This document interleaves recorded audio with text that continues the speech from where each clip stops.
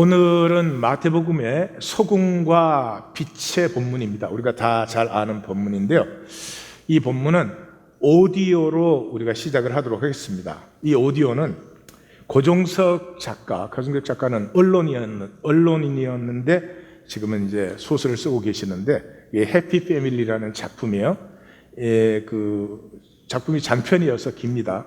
그런데 그 가족의 한 사람 한 사람의 어떤 그 독백 또는 고백을 중심으로 이루어진 그런 스토리예요. 근데 이 가정에 막내딸이 민주입니다. 민주가 이제 커서 자기가 대학생이 되고 나서 자기의 자란 과정을 이렇게 돌아보는데 그 가정의 짤막한 고백을 우리가 들어보도록 하겠습니다. 얼마 뒤 장영미는 한영미가 되었다. 그리고 우리 집 주민등록 등본에 오르게 되었다. 영미가 내 가족이라고 생각하게 되기까지는 많은 시간이 걸렸다. 아니 어쩌면 지금도 나는 영미를 가족으로 생각하고 있지 않은지도 모른다. 심지어 올케가 영미보다 더 우리 가족 같다. 자라면서 영미와 내가 자주 싸운 것은 영미를 가족으로 인정하지 못한 내 편협함 때문이었을 것이다. 공정하게 말해서 그 싸움은 주로 내 잘못에서 시작된 것이었다. 적어도 집에서의 싸움은 말이다. 함께 다닌 중학교 때까지 영미는 적어도 학교에서는 내게 밀리지 않았다. 집에서는 명백했던 권력의 위계가 학교에서는 잘 통하지 않았다. 그러나 일단 집으로 돌아오면 영미가 내 신경질을 받아줄 수밖에 없었다. 방을 왜 안 치워놓았냐는 신경질, 내 만년필 네가 가져갔지 라는 신경질, 내 컴퓨터에 혹시 손댔냐는 신경질. 나와 영미에게는 각자의 데스크톱 컴퓨터가 있었지만 같은 질의 것은 아니었다. 내 컴퓨터가 너무 낡거나 또 다른 이유로 새 컴퓨터를 사게 됐을 때 영미는 내 컴퓨터를 물려받았다. 그때마다 나에게도 고충은 있었다. 그 아이에게 컴퓨터를 물려줄 때마다 하드를 깨끗이 지워내야 했으니. 10대에게는 비밀이 많은 법이다. 영미가 나와 똑같은 신형 데스크톱을 갖게 된 것은 고3 때 들어서였다. 그것도 미니 언니와 민영 오빠가 아빠에게 얘기해서 이루어진 일이었다. 나와 싸우고 나면 영미는 나와 함께 쓰던 방이 아니라 부엌에 딸린 창고방, 제 골방으로 들어가 흐느끼기 일쑤였다. 그때마다 엄마나 아빠가 나를 따끔하게 나무랐으면 내가 영미에게 부당한 짜증을 내는 일은 줄어들거나 없어졌을 것이다. 그러나 엄마 아빠는 그러지 않았다. 아빠는 대개 둘 다를 나무랐고 엄마는 영미만을 야단치기 일쑤였다. 민주 성질 모르니? 네가 걔를 좀 잘 돌봐줘. 네가 며칠이라도 먼저 난 언니잖니? 심지어는 이런 말도 했다. 네가 너무 예민한 거 아니니? 왜 자꾸 민주를 나쁜 애 만드니? 나는 그때 왜 엄마에게 역겨운 마음이 들지 않았을까? 왜 고소하기만 했을까? 왜 영미에게 미안한 마음이 들지 않았을까? 철없던 시절의 일이라고 해도 되돌아보기 부끄럽다. 엄마는 영미에게 정말 엄마답지 못한 엄마였다. 전래동화 속의 사악한 계모 같은 엄마. 그런데도 엄마는 영미에게 자신이 늘 뭔가를 베풀고 있다고 생각했던 모양이다. 엄마는 어릴 적 친구들과 전화하면서 걔가 은숙이 앤데 내가 입양해서 키우고 있어. 속을 썩일 때도 많지만 어쩌겠니? 은숙이 딸이면 내 딸인데. 아주 잘 크고 있어. 당연히 다른 애들보다 걔한테 더 신경을 쓰게 되지. 옷 하나 고를 때도 걔 위주로 생각하게 되고. 내가 잘 길러서 좋은 데로 시집 보낼 거야. 어쩌고 말하곤 했다. 그건 엄마의 팔푼이 짓이었을까? 위선이었을까? 엄마는 악인이었을까? 바보였을까? 엄마가 영미 친엄마랑 과연 친하기는 했던 걸까? 이 영미라는 아이를 입양을 하게 된 것은 그 영미 엄마 아빠가 사고로 동시에 죽어서 천의 고아가 되었기 때문입니다. 소설 스토리를 보면 별로 입양하고 싶지는 않았던 것 같아요. 그러나 온 세상이 다 아는 그 영미 엄마와 이 민주 엄마는 자라날 때 절친이었습니다. 그래서 만약에 입양하지 않는다면 친구들이 자기를 욕할 것이 뻔하였습니다. 거기에 자기도 뭔가 선한 일을 한다는 그런 마음으로 이 영미를 입양을 했습니다. 그러나 영미는 입양돼서 들어오는 그날부터 집 청소를 하고 또 같은 또래인 민주의 속옷을 빨아야 됐습니다. 그 위에 민희라는 첫딸과 제일 큰아들 민형이가 있었습니다. 그 민희와 민형이는 항상 차별받는 이 영미를 감싸 안고 돌봐주고 그렇게 했습니다. 그리고 이 특별히 민형이라고 하는 오빠는 영미가 자라나면서 자기가 그 민형이를 사랑한다고 한동안 착각했을 정도로 그렇게 이 영미에게 따뜻하게 해줬습니다. 이 민형이는 이 집의 스토리는 굉장한 인재입니다. 아주 성적도 우수하고 인격적으로 된 사람입니다. 사회 정의에 대해서도 의식도 있고 깨어있는 사람입니다. 그런데 이 집안의 자랑인 이 큰아들이 무너져 내려갑니다. 아무것도 할 수 없다는 무기력증에 결국은 거의 알코올 중독자죠. 매일 술이 없으면 안 되는, 여전히 기능적으로는 똑똑하고 회사에서도 인정을 받습니다. 그렇지만 삶은 무기력에 사로잡혀 있는 그런 것을 보여주고 있습니다.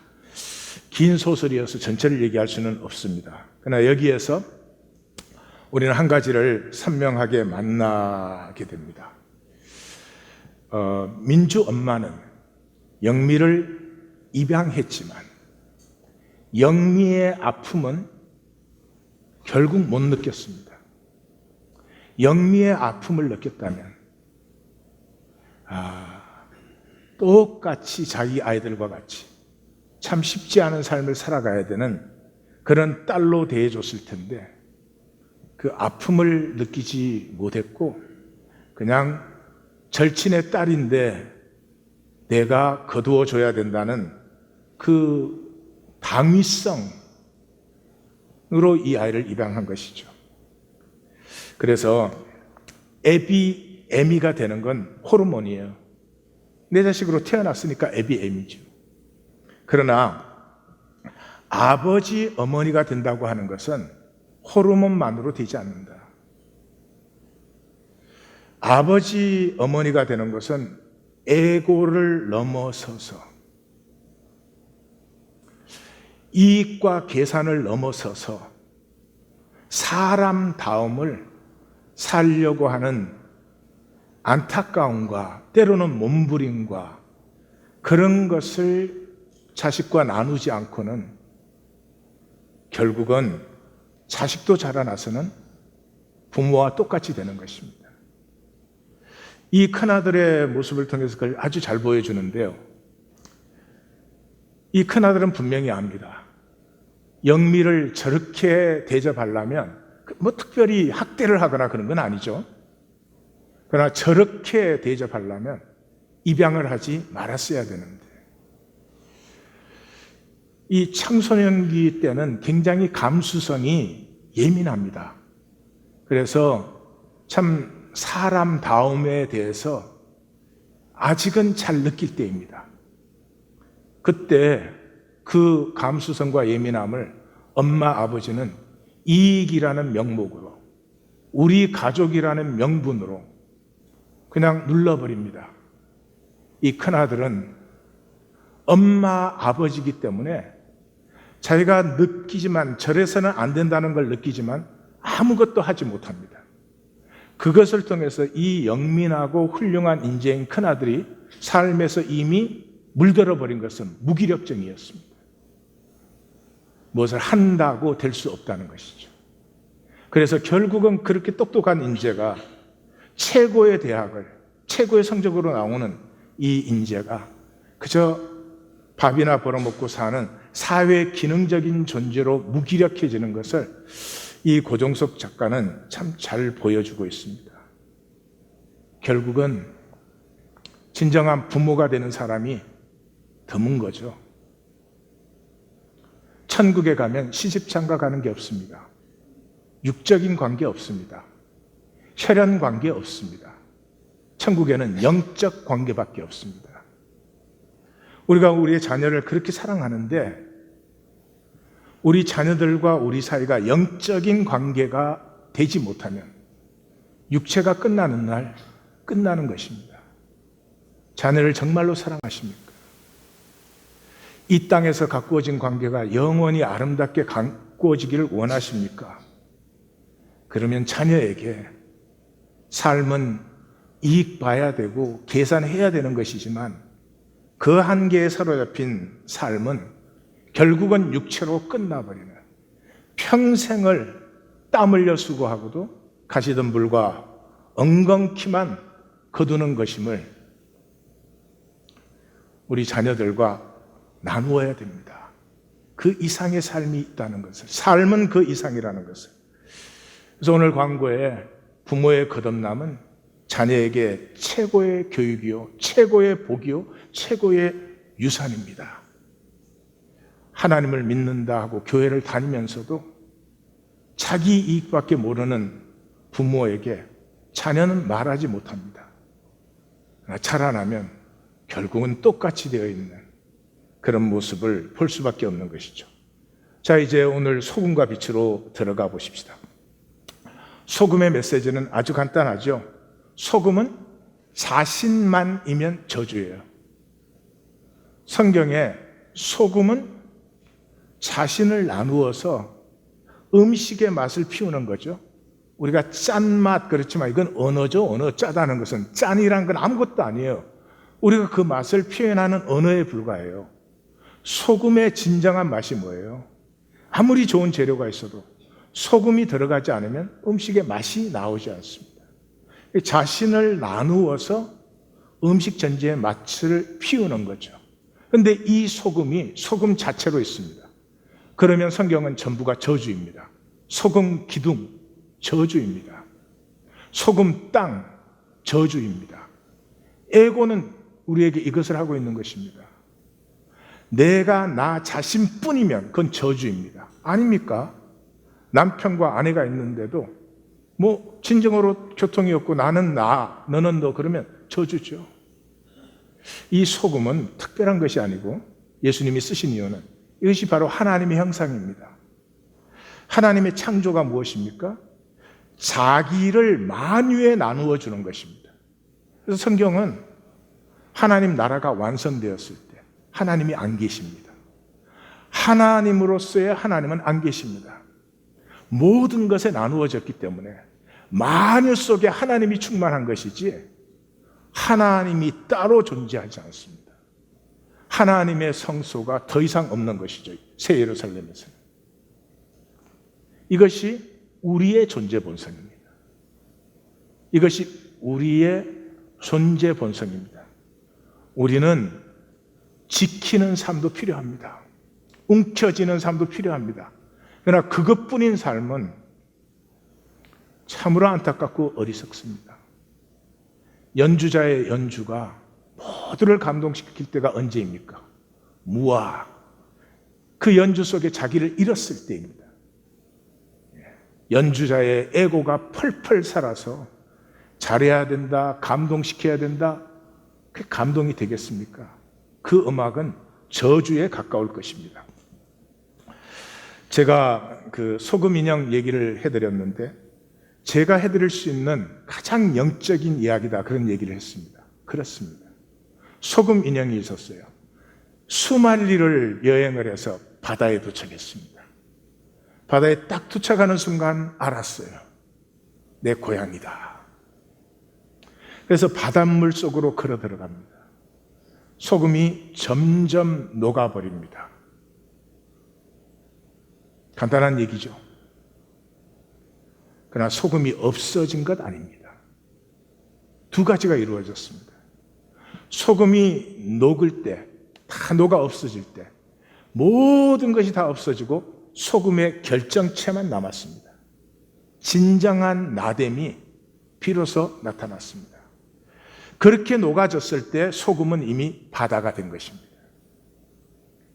우리가 되었고 하나님 나라가 된 것입니다. 저주는 결코 녹을 수 없는 끝까지 남은 나뿐이고, 민주 엄마는 그 민희가 다 그 회고하는 고백들이 나옵니다. 그곳에서 엄마는 그렇게 자식을 사랑했는데도 엄마가 아니었습니다. 엄마만이 보여줄 수 있는 그 삶의 안식과 열림을 결코 나누어 주지 못했습니다. 의도하지는 않았겠지만 삶에 대한 두려움만 잔뜩 줬습니다. 너가 너를 지키지 못하면 너는 아무것도 안 돼. 모든 사람에게 무시받을 거야. 엄마의 뜻과 정반대가 된 것이죠. 이것이 에고가 우리에게 하는 일입니다. 창세기 4장에서 이 자기를 지키기 위해서 아우를 죽이기까지 한 가인에게 하나님은 그렇게 말합니다. 너는 땅에서 저주를 받는 삶이 되었어. 근데 그 저주의 내용이 뭡니까? 피하며 유리하는 자가 되었습니다. 끝까지 자기를 감춥니다. 자기의 진실은 작은 것도 얘기하지 못합니다. 뿐만 아니라 생명의 길은 어떻게 하든지 피합니다. 광야길, 십자가의 길은 어떻게 하든지 피하려고 합니다. 말을 어떻게 해도 상관없습니다. 그래서 진정으로 자신을 열어본 적도, 항상 컨트롤된 자기뿐, 내 안에 하나님의 형상, 하나님의 생명이 있는데 이게 피어나야 되는데 이게 피는 기쁨을 모르는 항상 에고로 컨트롤된, 어떻게 보면 참 안타까운 삶입니다. 이제 눈치가 좀 생겼습니다. 제가 7월 마지막 주와 8월 첫 주, 이 두 주간에 하나님의 역사를 나타내시겠구나 하는 생각이 들어요. 이제는 하나님이 하시는 이 흔적들을 보면은 이제는 눈치가 좀 생겼어요. 물론 하나님의 역사가 나타난다고 다 받는 건 아니죠. 이상한 이야기지만 받는 사람이 받는 것이지만은 이 산상수훈으로 들어와서 하나님의 인도하심이 심상치가 않습니다. 이 끝까지 나를 멸망시키고 거짓으로 허무케 하는 이 에고의 권세에서 자유할 수 있는 길은 한 가지밖에 없습니다. 말씀을 만나는 것입니다. 말씀이 인격입니다. 하나님의 인격을 만날 때까지. 그때까지 우리의 피하고 유리하기는 끝이 나지 않습니다. 그때까지 진정한 내가 누구인지 알지도 못합니다. 이 거짓된 나를, 거짓은 회개를 못합니다. 사기꾼은 회개할 수 있어요. 거짓은 회개가 안 돼요. 알파에서 오메가까지 전부 거짓으로 나를 만들었기 때문에 내 얘기 중에 하나도 진실 없어요. 우리가 서로 뭐 얘기를 나누면 뭐라고 나누지만은 그 다 자기 가리고 나타내고 그 컨트롤 작업이지, 진정한 얘기가 나누어지는 것은 그렇게 쉽지 않습니다. 아무런 정죄와 판단이 없는, 어떤 정죄도 없는, 이는 내 사랑하는 자여 내가 너를 기뻐하노라. 이 거짓밖에 없는 나를 조금도 정죄하지 않으시는, 아니 정죄하지 않는 게 아니라 이 나를 너무 좋아하셔서, 너무 좋아서 어쩔 줄 모르는 이 가슴을 만날 때까지 나는 나를 모릅니다. 나는 내가 열리지 않습니다. 이 산상수훈의 말씀은 제가 지금 보니 그냥 말씀이 아니에요. 정말 천국 말씀이고 예수님의 중심이고, 이걸 지나가는데 못 만난다면 이건 정말로 안타까운 일이다 하는 생각이 듭니다. 소금은 한마디로 하나님의 형상이죠. 자기를 나누어서 만유와 통하게 되는, 자기를 나누어서 내가 만유와 하나가 되고 만유가 나와 하나가 되는 이런 것이죠. 그래서 예수님은 누구든지 제 목숨을 지키고자 하면, 자기뿐이면 결국은 자기가 버린 것입니다.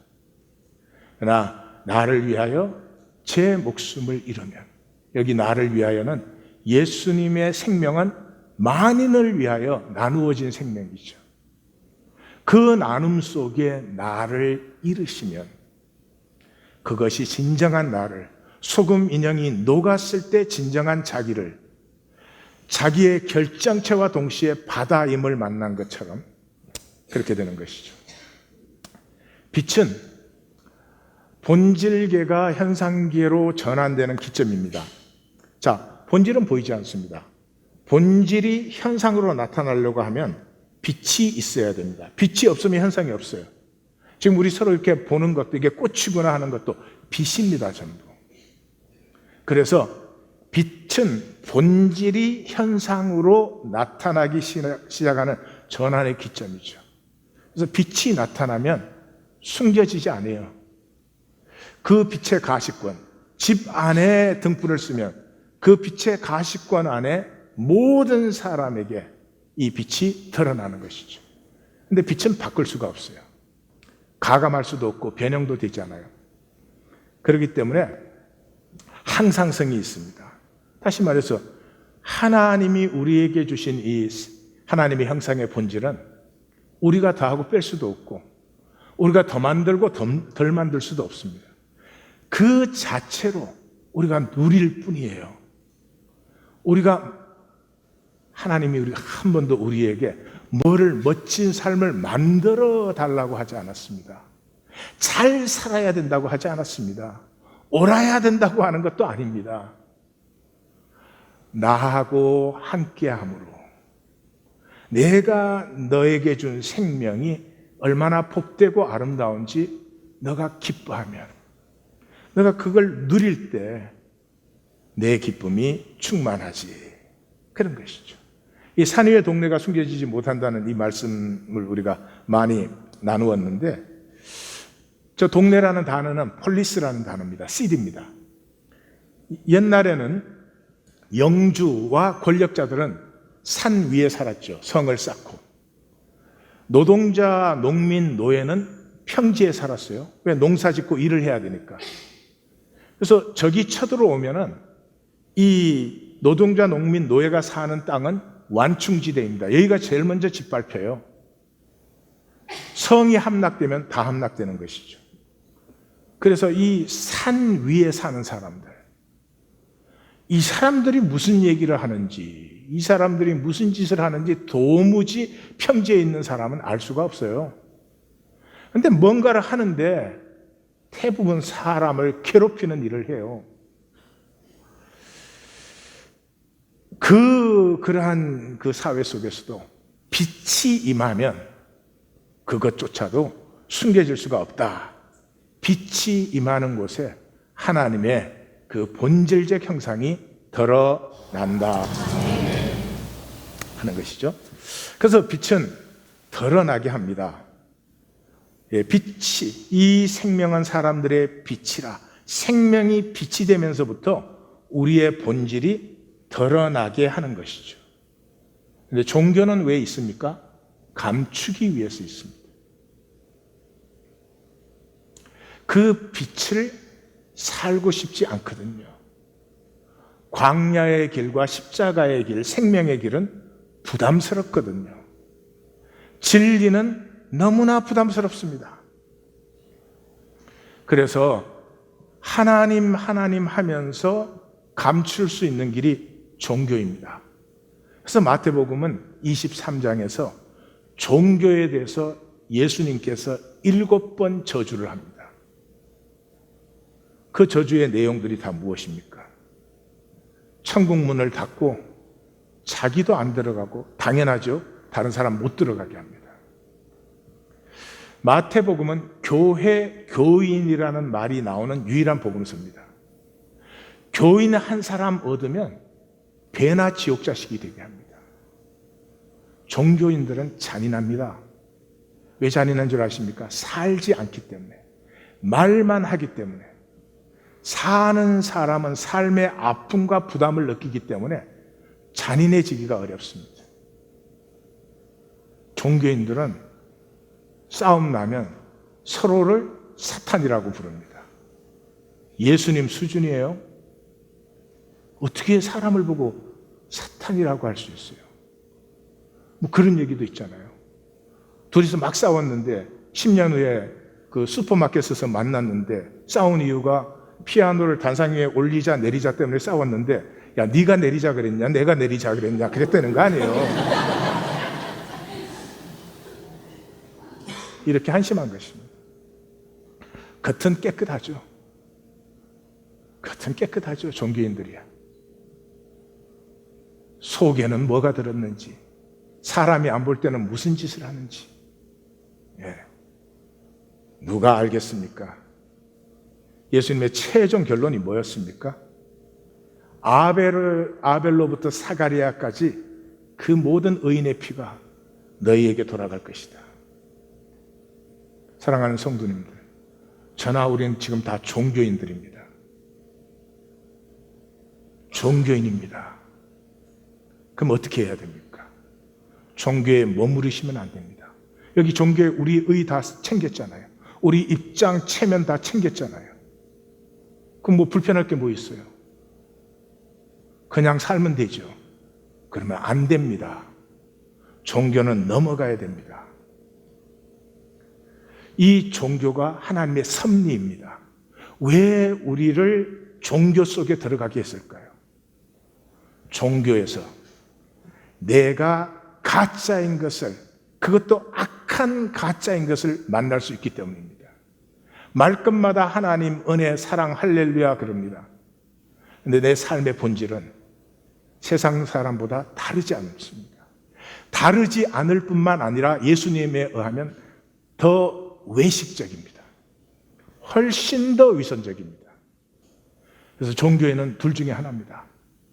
끝까지 그러고 있든지, 아니면 나 같은 가짜가 세상에 어디에 있을까? 내 거짓에 하나님까지 우리는 사용하잖아요. 깨어지든지 둘 중에 하나입니다. 그래서 하나님이 종교를 섭리로 우리에게 허락하신 것이죠. 우리는 넘어갑니다. 우리 하나님 교회는 이걸 넘어가려고 어려운 길을 여기까지 왔습니다. 우리는 반드시 넘어갑니다. 총결론이 이 16절에서 이같이 너희 빛이 사람 앞에 비치게 하여, 너희 빛은 본질의 현현이라고 그랬죠. 이 빛은 사람들의 생명이라. 그 하나님 형상의 본질이 피어나면 사람들이 너희의 착한 행실을 보고, 착하다는 말이 여기 창세기에 좋았더라, 토브라는 말이죠. 하나님의 본성이 우리 삶에서 나타나면서 하나님의 좋았더라가 현상화되었으니까 사람들이 보고 하늘에 계신 너희 아버지께서 영광을 받는다. 하늘에 계신 너희 아버지, 마태복음의 독특한 표현입니다. 하늘에 계신 아버지 또는 하늘 아버지, 또 엄밀한 중에 보시는 아버지, 뭐 이렇게 나오는데요. 이게 산상수훈에만, 마태복음 5장, 6장, 7장에만 17번이 나와요. 하늘에 계신 아버지는 마가복음에는 딱 한 번 나옵니다. 마가복음 전체에 한 번 나와요. 그런데 산상수훈에서만 17번 나옵니다. 지금 마태는 무슨 얘기를 하고 있습니까? 하나님의 형상은 우리가 하나님의 자녀라면 하나님의 DNA가 우리를 통해서 나타날 수밖에 없다. 우리를 보고 뭘 잘해라 이런 것이 아니다. 그런 말이죠. 자, 그 다음에 이제 이 말씀의 1.1획도 없어지지 않는다 하는 이 말씀이 나오죠. 이건 본질계와 현상계 얘기를 하는 것이죠. 간단한 내용입니다. 사실은 17절은 성경은 폐해지지 않는다. 말씀은 폐해지지 않아요. 말씀은 본질이니까요. 본질은 질량 불변의 법칙, 에너지 불변의 법칙. 본질은 가감도 안 되고 그대로 반드시 완성돼요. 그래서 천지는 없어지지만 말씀의 일점도 없어지죠. 천지는 현상이잖아요. 이거 다 없어져도 본질의 일점도 없어지지도 바뀌지도 않죠. 그래서 천지 전체가 본질의 일점만 못해요. 물리학적으로 이제는 우리가 다 알잖아요. 이게 다 어디서 나왔어요? 이 현상이 빅뱅에서 나왔어요. 빅뱅. 빅뱅의 포인트가 바늘 끝에 억만분의 1도 안 돼요. 그러니 바늘 끝에 억만분의 1도 안 되는 그 본질은 전체보다 더 크고 위대한 것이죠. 그래서 결론이 천국 자녀의 의, 하나님의 DNA가 나타난 것은 종교인의 의. 제가 저 부동식 부호를 3개를 붙였는데 스페이스가 더 있어서 몇 개 더 붙일 걸 그랬어요. 한 7개점. 그래도 지금 상대가 안 되는 거예요. 바울은 뭐라고 그랬어요? 종교인의 의를 배설물. 배설물이라고. 비교 자체가 안 되는 것이죠. 자, 여기서 좀 우리가 주의하셔야 되는데, 이 기독교 안에서는 이제 소금과 빛 그러면 그 신앙적으로 특별히 뛰어난 사람, 어떤 사회 윤리의식이 특별히 뛰어나서 사회에서 어떤 소금 역할, 빛의 역할을 하는 사람을 가르치는 것처럼 가르칩니다. 아니에요. 영웅이나 성인이 되라는 것 아닙니다. 그냥 사람이면 된다는 거죠. 사람이면. 민주 엄마가 자기하고 그렇게 친했던 그 친구의 딸을 입양을 해서 무슨 훌륭한 어머니가 되는 게 아니고요. 그냥 사람이었더라면. 엄마 아빠를 졸지에 잃어버린 그 딸의 아픔을 조금만 느껴줬더라면 전혀 얘기가 달라지는 거죠. 이 사람임은 다른 말로 하면 공감이에요. empathy예요. 우리 하나님 교회는 공감을 잘 아시죠? 너의 아픔을 내가 아프게 느끼는 게 공감이에요. 그거 가지고 안 돼요. 너가 느끼듯이 나도 느껴야 돼요. 근데 그거 가지고도 안 돼요. 너가 아파하는 걸 나도 아파하는데 그게 옳은 일이기 때문에, 그게 나의 의이기 때문에 아파하면 그건 아무것도 아니에요. 그냥 너가 아프니까 왠지 나도 아파. 이게 사람됨이에요. 그래서 종교는 영웅화를 시켜요. 지금 기독교의 예수, 베드로, 바울은 다 영웅이에요. 신앙 영웅이에요. 하나님은 영웅을 만들지 않아요. 영웅을 필요로 하지 않아요. 사울과 다윗에서 뚜렷하게 드러나지 않아요? 사울은 영웅이어야 되는 사람이에요. 얘기를 들어보면 사울이 사실은 그 성경 기록으로 보면 다윗보다 훨씬 더 윤리적이고 훌륭한 사람이에요. 그런데 사울의 결정적인 약점이 뭐예요? 영웅이 돼야 돼. 그래서 적병이 쳐들어오고 사람들이 모였는데 제사를 못 지내니까 사람들이 동요를 하는 거예요. 자기도 불안해. 어쩔 수 없어. 약속을 했으니까 기다려야 돼. 그런데 백성들이 약해졌는데 자기까지도 무기력한 사람이 될 수 없어. 자기가 탁 나서 제사를 인도해야 돼. 믹마스 전투에서 블레셋이 들어오니까 도망갔어요. 그 요나단은 밑에서 기다리다 사인이 없으니까 요나단이 블레셋을 직접 치고 들어갔는데 그게 승리하기 시작했어요. 도망갔던 사울이 다시 왔어요. 와서 뭐라 그랬어요? 해지기 전에 밥 먹는 사람은 반드시 죽임을 당하리라. 왜 그런 명령을 내려요? 도망갔다 돌아왔지만 왕으로서 권위를 세우는 게 중요하다 이 말이지. 이 사람 자살했어요. 전쟁에 패해서 적군에게 죽었다. 이건 죽기보다 싫은 거죠. 그게 자살이죠. 자살은 에고가 가장 강한 상태예요. 뭐 자살에 대한 교리가 있지만 저는 교리적인 건 중요하지 않지만 자살이라고 하는 것은 내 에고가 극대화된 상황이다. 그것만큼 분명해요. 그렇다고 자살하는 분들을 정죄하시면 안 돼요. 얼마나 힘들었으면 그러겠어요. 예? 얼마나 힘들면 그러겠어요. 내가 그렇게 됐을 때 나는 안 그런다고 보장하실 수 있어요? 왜 같이 아파하고 위에서 기도할 뿐이지 판단하라는 얘기는 아니에요. 그런데 다윗은 영웅의식이 없는 사람. 도망가면서도 왕권 내려놓고 가는 사람이에요. 도망가는데 심의가 나와서 저주해요. 자기 체면 안 지켜요. 장군들이 가서 저 죽이고 오겠습니다. 예, 하나님이 허락하지 않으면 저 사람이 나 저주할 수 있니? 압살롬에게 이기고 승리를 했어요. 그런데 어린애같이 웁니다. 왕의 권위가 중요해요. 아들을 잃은 슬픔이 중요해요.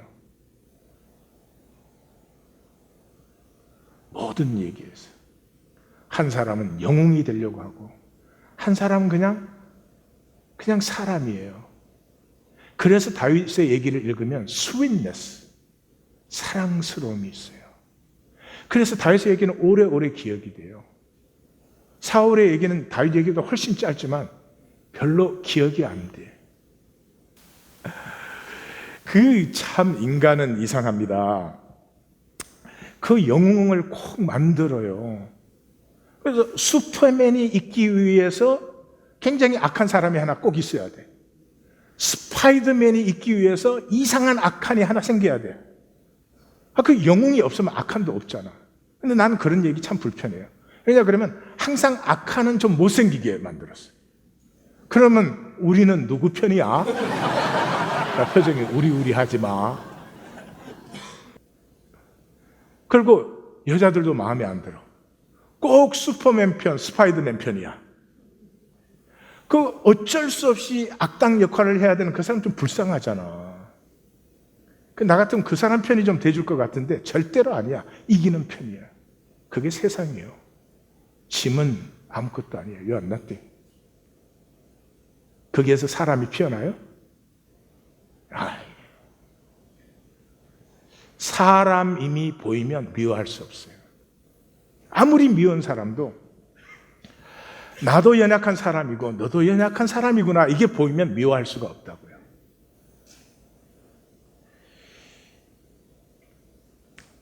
진리의 역설이 있어요.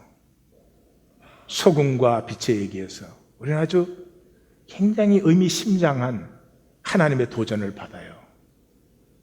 나에 사로잡혀서 진정한 나됨을 잃어버려요. 소금이 못 되고 소금 기둥이 돼. 소금이 되면 좋을 텐데 소금 땅이 돼. 모든 것에 저주가 되고 자신도 저주. 이 단절의 에고 때문에 만유와 하나 되는 이 하나님의 유업자의 하나님 자녀의 나를 잃어버리는 거죠. 복은 내가 소유해서 내 마음대로 하는 게 아닙니다. 그게 어떻게 복이 돼요? 자식이 내 마음대로 된다. 그 자식에게서 진정한 사랑을 느낄 수 있을까? 아니, 서로의 관계도 마찬가지지. 복은 누림이에요. 그냥 하나님이 창조하신 이 세상, 하나님이 창조한 만유, 하나님이 창조한 나를 특별히 옳거나 뛰어나거나 잘나거나 그런 것이 아니고 그냥 누리는 거예요. 그냥 나와 너가 harmonize, 샬롬의 기쁨을 누리는 거죠. 이 에고는 기가 막히게 어리석어요. 1인칭밖에 없는데, 나밖에 없는데, 내 이익, 내가 지켜야 되는 것밖에 없는데 2인칭, 3인칭이 없어요. 그러면 2인칭, 3인칭이 없는 1인칭이 있을 수 있어요?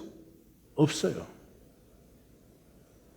그래서 마틴 부버 같은 사람은 2인칭이 회복되어야 된다. 우리는 2인칭을 잃어버렸다. 모든 걸 이용 대상으로 I and it. 우리에게 회복되어야 되는 I and thou. 그 thou를 어디서 찾아요? 하나님밖에 없다 그래요. 저도 동감합니다. 하나님과 나의 관계가 내 존재의 뿌리예요.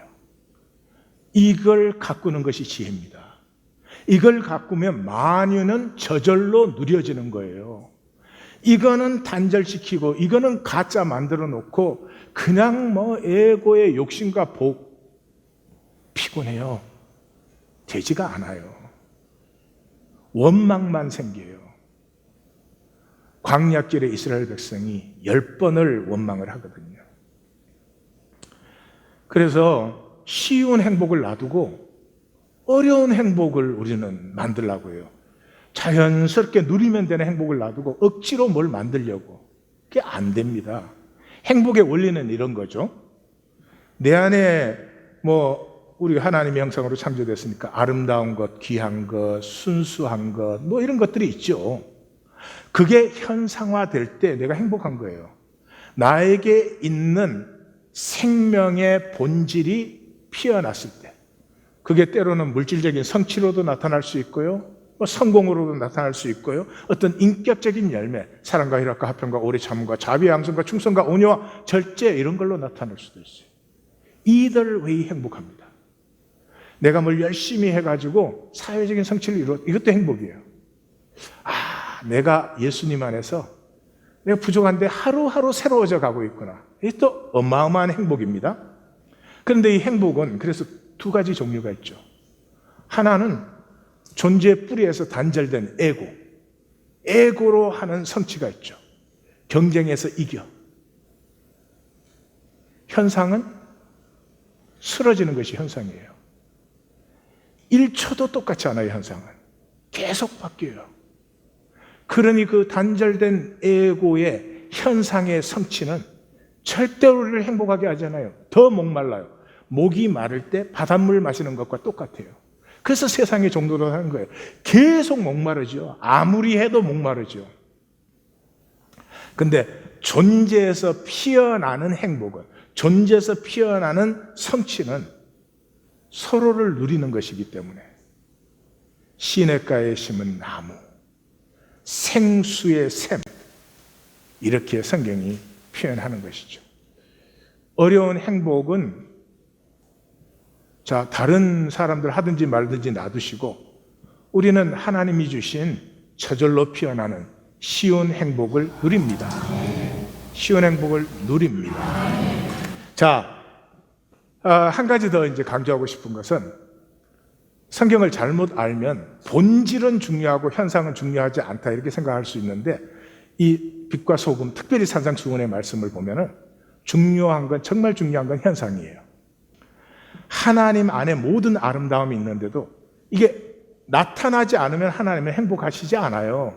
이게 다 나타나게 하는 것이 창조고, 이걸 다 나타나는 그 과정을 참고 기다리시는 것이 하나님의 신실하심과 사랑이에요.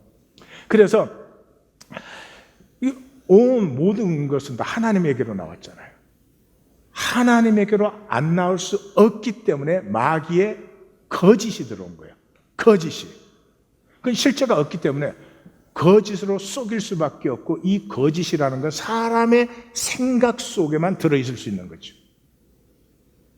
그래서 중요하고 귀한 것은 반드시 짝퉁이 생겨요. 아니, 헤르메스 이런 걸 짝퉁 만들지, 하나님 교회 바자 때 우리가 만든 거 짝퉁 나와요? 안 나와요? 중요하고 귀하면 반드시 짝퉁이 나와요. 거짓을 속이죠. 하나님과 아무 상관없이 에고로 만들 수 있다고. 그래서 예수님이 제자들을 떠나실 때 계속 반복해서 하신 말씀이 깨어 있으라는 거죠. 다시 한번 공감의 문제를 살펴보고 우리 말씀을 마감하도록 하겠습니다. 공감, 십자가의 길이죠. 주님의 임재를 느끼면서 나를 아파하시는, 그래서 십자가를 지신 주님의 가슴이 안 느껴질 수 없죠. 종교는 이게 안 느껴져요. 나뿐이니까. 막 괴로워도 이게 내가 누구냐, 사람들이 나 어떻게 보냐, 이거니까. 그래서 이 함께함, 그렇죠? 함께 느낀다는 것은 함께 느껴줄 때 함께함을 느끼는 거죠.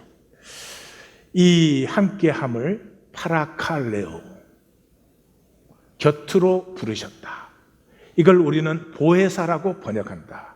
그래서 예수님이나 성령님을 묘사할 때 보혜사, 파라칼레오를 쓴다. 그런 얘기를 했어요. 파라칼레오. 비가 오는데 우산을 주는 사람도 고맙지만 같이 비를 맞는 사람이 더 고맙다. 그런 얘기가 있어요. 우리가 뭐가 필요해요? 우산이 필요해요. 함께하는 사람이 필요해요. 함께 해주는 마음이 필요해요. 제가 한번 나누었던 제 얘기를 다시 한번 나눕니다. 앞만 본 건 앞을 본 게 아니야. 옆도 뒤도 봤어야 앞을 본 거야. 내 아픔만 중하면 아픈 게 아니고 두려운 거지. 아픔을 느끼면 두려움을 넘어 생명을 피워나가지. 함께니까. 홀로 필 수 있는 생명은 없어요. 잡초 하나도 하늘과 땅과 공기와 이 모든 것이 같이 해주지 않으면 피어날 수 없어요. 생명은 함께함으로 피어나죠. 그래서 예수님은 두세 사람이 내 이름으로 모인 곳에, 내 이름은 십자가의 이름이죠. 나도 그들 중에 있어요. 이 함께를 모르는 나. 왜? 두려움 때문에 그래요. 두려움 때문에 그래요. 두려운 사람은 함께가 안 느껴져요. 무엇이 두려워요?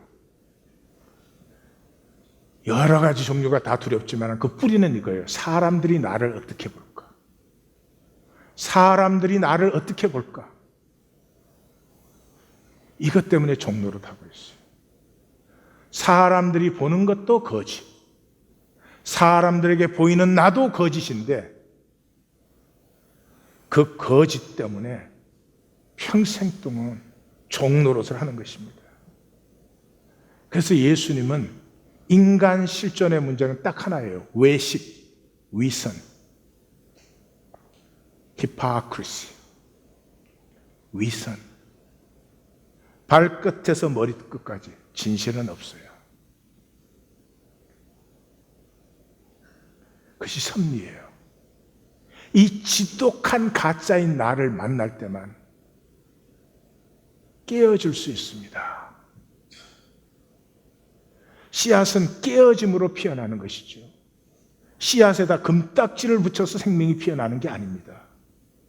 그래서 말씀은 진리를 깨닫는 게 아니에요. 이게 우리 성경을 믿는 우리와 모든 종교와의 차이예요. 모든 종교의 경제는 깨달음을 위해서 있어요. 깨달으면 뭐 할 거예요? 인간 본질이 가짜인데. 최고봉이 나 정말 가짜로 죽는구나. 이게 최고봉. 그 성철스님의 고백 이상, 정말 인간 고백에 그 이상은 있을 수가 없어요. 내가 산채로 무간 지옥에 떨어지는구나. 내 죄가 수미산보다 더 크니. 그게 성철스님의 열반송 아니에요. 마지막 유언 아니세요. 그 이상 없어요. 진리를 깨달아야 뭔 소용이 있어요? 아니요. 말씀은 내가 가짜임을 만나기에, 가짜임을. 그래서 우리의 신앙은 의 만들기가 아니에요. 그 나라와 그의 의가 구해. 내가 구하는 게 아닙니다. 내가 가짜인 것이 보여서 진짜로 살고 싶어요. 한 번만이라도 진실을 얘기해 보고 싶고 진실을 나눌 수 있는 친구가 있었으면 좋겠어요. 내가 이 부족한 나인 채로, 죄 많은 나인 채로 아무 정죄, 판단, 걱정 없이 나를 그대로 받아주는 그 나라, 그 의가 비로소 목마른 사슴이 시냇물을 찾아 갈급하듯이 그런 애통함이 생기죠. 애통함이. 제 얘기 하나 더 나눕니다. 거듭남은 우리의 일이 아니다. 우리는 거듭날 수 없어요. 거듭남은 은혜의 선물이에요. 우리의 일은 애통함이에요. 하나님의 형상을 가지고도 추하고 거짓된 에고의 삶에 애통하는 거예요. 끝까지 욕심 부릴까? 그러다가 죽을까요? 끝까지 욕심 부리다가? 끝까지 사람한테 뭔가를 보이려고 인정받아 보려고 몸부림치다 죽을 거예요? 그 받으면 뭐합니까?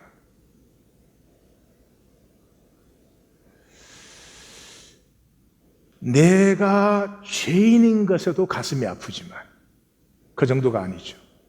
역사를 바라봐도 절망뿐이에요. 정치와 경제에 진실이 어디 있습니까? 다 거짓뿐이죠. 그런데 종교까지 더합니다. 종교는 계시록 13장에 땅의 짐승 노릇에 그냥 열을 올리고 있습니다. 거기까지도 그럴 수 있다 생각할 수 있어요. 근데 그보다 더한 것은 무엇보다도 이 땅의 아픔을 품고 아파하시는, 이 땅의 아픔을 보고 하나님이 이렇게 하시면 그냥 싹 없어지고 새가 될 거 아니에요. 그런 그 거짓과 허위와 미움, 다툼, 시기, 질투 안에서조차도 반드시 자기가 심은 것이 피어날 것이라는 이 소망을 가지고 기다리시는 그 아버지의 아픈 가슴을 만났을 때 비로소 내가 깨어집니다. 에고는 그렇게 절대적이에요. 이 땅에 아무 소망이 없는 자리에서 절망할 수 없는 아버지의 가슴. 나 같으면 옛날에 버리고 새로 시작했을 텐데, 내가 나를 보면 몇십 년 전에 버렸어야 옳아요. 근데 하루하루 걸음을 인도하셔서 이만큼이라도 보고 깨닫고 이제는 십자가가 뭔지를 조금 알게 만드시고, 하나님이 절망하기를 포기하셨기 때문에 지금의 내가 있어요. 그 아버지의 가슴에 내 가슴이 깨어지는 거죠. 깨어질 때까지 우리는 에고요, 거짓일 뿐이에요. 오늘 우리 친교 시간의 나눔은 나는 교회를 다닙니다. 분명히 교회를 다니죠. 내 아픔만 중합니까? 지체들의 아픔도 느껴지십니까? 한번 나누어 보십시다. 성경의 긍휼은 심리적인 게 아닙니다. 뭘 불쌍하게 생각하는 행동입니다. 액션, 아픔에 함께 동참하는 것입니다. 기도하십시다.